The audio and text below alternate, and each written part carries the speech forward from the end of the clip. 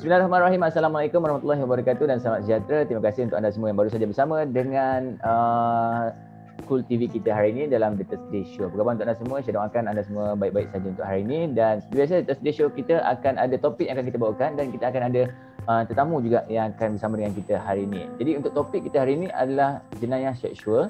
Jadi untuk membincangkan isu ini dengan lebih lanjut, kita ada bersama seorang tetamu kita yang kita jemput khas untuk The Thursday Show kita hari ini.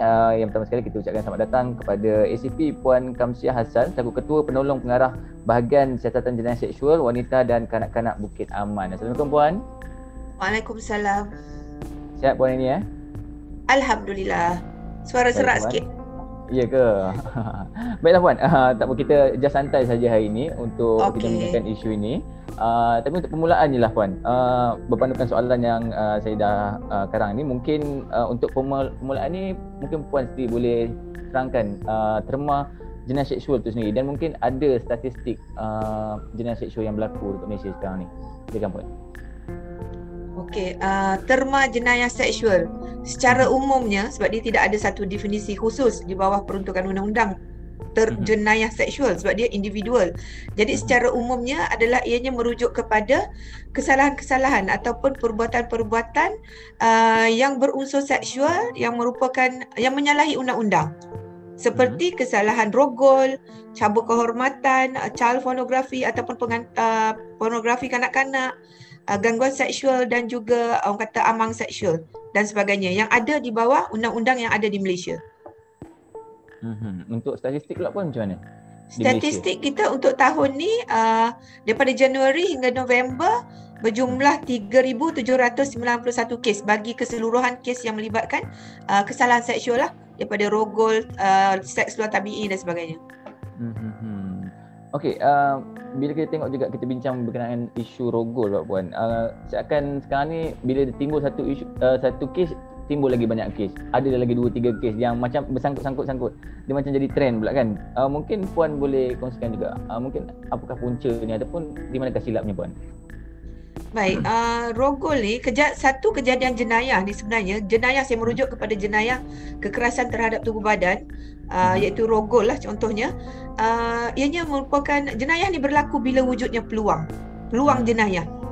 Bermakna peluang jenayah ini akan wujud apabila adanya 3 elemen yang bergabung serentak. Bermakna mesti ada penjenayah dia yang memang sedang mencari mangsa, motivated offender kita kata. Bermakna dia memang ada kecenderungan, dia memang sedang nak cari mangsa. Dan keduanya mesti ada mangsa. Mangsa ni adalah mangsa yang mudah diakses, mangsa yang vulnerable. Bermakna suspek ni ada peluang untuk akses kepada mangsa dan juga kurangnya lack of guardianship. Bermakna kurangnya penjagaan ataupun pelindungan diri, sama ada pelindungan diri suspek ataupun mangsa. Bermakna tiada penjagaan kat situ, tiada guardianship kat situ, penghalang dia. Jadi itulah munculnya kejadian jenayah ini. Contohnya saya bagi, macam sekarang ni trend jenayah yang berlaku sekarang adalah ekoran daripada perkenalan di media sosial. Banyak berlaku berkenal di media sosial. Suspek ni kita tak tahu di media sosial ataupun di internet ni pelbagai orang, ramai, capaian dia meluas. Jadi dalam kalangan ramai-ramai yang akses kepada internet tersebut, mungkin ada sex offender yang memang tengah cari mangsa dia ataupun pedofile. Begitu juga yang akses kepada internet ni ada golongan-golongan vulnerable, golongan yang mudah terjejas seperti kanak-kanak dan sebagainya. Jadi mereka ni adalah golongan yang mudah diakses kerana cetek pengalaman mereka, tahap kematangan mereka. Jadi tidak adanya orang kata tahap awareness yang tinggi ataupun mudah percaya kepada orang yang baru dikenali, menyebabkan mereka ni mudah diperdaya, dieksploitasi. Tambahan pula mereka ni adalah tahap orang kata pelindungan, tahap keselamatan diri mereka tu, penjagaan, kawalan terhadap diri mereka tu adalah kurang. Didedahkan macam-macam dekat internet. Dia suka ni, dia suka kecenderungan dia, gambar-gambar, privacy. Jadi ini menyebabkan ada dorongan daripada penjenayah ini untuk akses kepada orang ni. Dia nampak boleh makan ni, jadi dia ayatkan sikit, ajak jumpa. Ini yang mudah terjadi. Ini kebanyakan yang terjadi bagi golongan kanak-kanak. Begitu juga golongan wanita dewasa. Apa yang saya lihat, trendnya orang kata maklumat mereka tu seperti gambar privacy mereka, peribadi mereka sebarkan. Jadi ada orang yang eksploitasi. Jadi ini yang menyebabkan berlakunya jenayah. Dan juga mudah terpedaya lah dengan kata-kata manis. Orang kata suspek ni dia memang pelbagai cara. Dia ambil kesempatan ke atas kelemahan orang tersebut, mangsa tersebut. Okey Wan, kalau kita tengok juga sekarang ni kalau ikut berita dan kalau kita dengar juga kes-kes jenayah ni kebiasaannya orang dewasa yang lakukan kan. Jaranglah kita dengar pelakunya atau pemangsanya adalah kanak-kanak di bawah umur. Tapi baru-baru ni kes yang kita dapat dilaporkan di Kelantan, mangsa adalah kanak-kanak bawah umur berumur 12 tahun perempuan dan pemangsa adalah rakan sebayanya. So mungkin ada seksyen ataupun adakah seksyen yang dikenakan di bawah kepada kanak-kanak tersebut seksyen yang sama kepada orang dewasa ataupun ada seksyen lain juga? Dia macam ni, dia depends pada kesalahan, bergantung pada kesalahan. Kanak-kanak tu tanggungjawab jenayah. Pertama sekali kena tengok siapa yang kata di Malaysia ni undang-undang di bawah kanun keseksaan kata siapa yang bertanggungjawab, yang umur berapa dia orang ni bertanggungjawab ke atas satu kesalahan jenayah. Bermakna antara umur 10 tahun ke 12 tahun tu adalah bawah 10 tahun memang tak bertanggungjawab lah, dilakukan kesalahan pun dikira macam tidak melakukan kesalahan kerana faktor umur dia. Undang-undang kata bawah 10 tahun tak melakukan kesalahan. Undang-undang kata dia ni tak matang, tak cukup akal dia. Tapi antara 10 ke 12 tahun adalah cukup dia punya ni tengok pada tahap kematangan usia dia. Dan bagi kesalahan rogol pula, pelakunya, pemangsanya kalau bawah 13 tahun, undang-undang kata memang tak berupaya melakukan rogol. Jadi itu satu. Tapi sekiranya pelaku ni berumur 13 tahun ke atas, lebih 13 tahun, bermakna dia adalah orang yang sepatutnya dah ada tanggungjawab jenayah. Bermakna boleh disabitkan, dipertanggungjawabkan hal berkenaan perbuatan dia tersebut. Jadi bagi kes yang rogol beramai-ramai ni, dia ada satu peruntukan khas, iaitu di bawah Seksyen 375B Kanun Keseksaan, iaitu rogol berkumpulan, iaitu lebih daripada 2 orang. 2 orang dan ke atas lah untuk melakukan kesalahan rogol.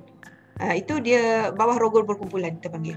Merujuk kepada kes yang hangat sekarang ni berkenaan dengan seorang selebriti yang umumnya kita pun dah tahu sebenarnya. Jadi netizen pun banyak berdebat pasal benda ni. Muncul pelbagai perspektif, kita akan bincangkan pasal kes selebriti tu. Tetapi sebagai panduan lah, ada orang cakap juga benda ni kalau tepuk sebelah tangan dia tak berbunyi pun kan.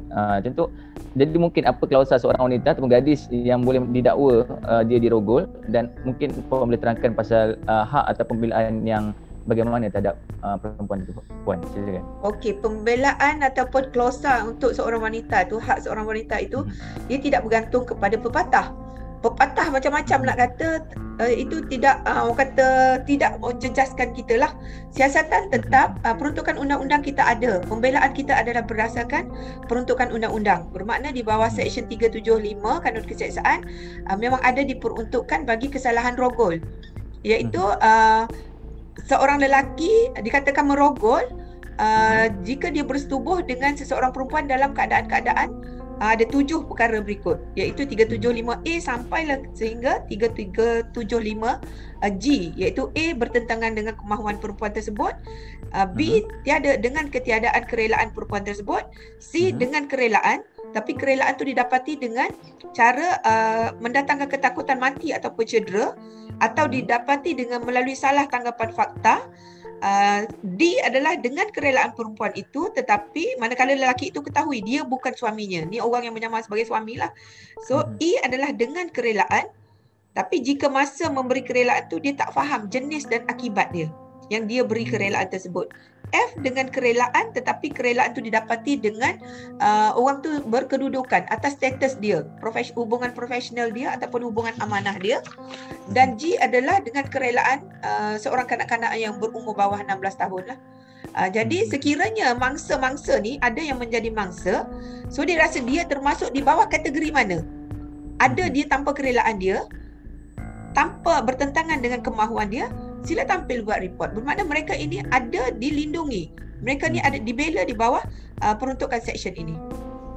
Sebab kalau kita tengok daripada apa yang Puan cakap tadi, memang sebenarnya undang-undang ni kita dah memang cover untuk kalau perempuan yang ada je berlaku ataupun terbabit, memang akan di cover juga sebenarnya. Memang dah ada tulis kat situ kan. Tapi mungkin Puan, masalah yang timbul mungkin diorang benda ni dah lama berlaku Puan.